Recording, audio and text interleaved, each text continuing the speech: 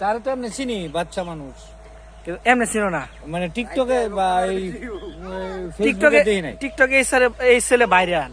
Viral, মাশাআল্লাহ মাশাআল্লাহ। বলটা লো তো, বলটা লো। তার দৌড় চাই, বলটা সব উড়া। মাশাআল্লাহ মাশাআল্লাহ। দেওয়ালা আমাকে। ওখান এই সারা তোমারে বলে ভলিবল খেলা শিখাইবো। হ্যাঁ আমি শিওম। হ্যাঁ আমি শিখবাম। তাহলে তো শিখতো না। হ্যাঁ হ্যাঁ। এই যে লোক। হ্যাঁ। হ্যাঁ কি টিকটকে ভাইরাল? হ্যাঁ হইব পরে ভবিষ্যতে। যে মনির চাচা টিকটকে ভাইরাল হইতো চাই তো ইয়া দে, টিপস দে, টিপস টিপস কি দেন? কেমনে ভাইরাল হইতে পারবো? হ্যাঁ হ্যাঁ ভাইরাল হইতে পারবো, হ্যাঁ ভিডিও করব, ভিডিও করলে ভাইরাল হইব। অভিনয় করব বেশি।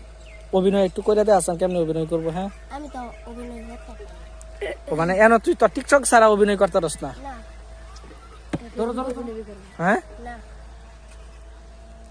মনির চাচা, হ্যাঁ টিকটক ছাড়া কোনো অভিনয় করতে না, তুমি একটু কয়ে দাও।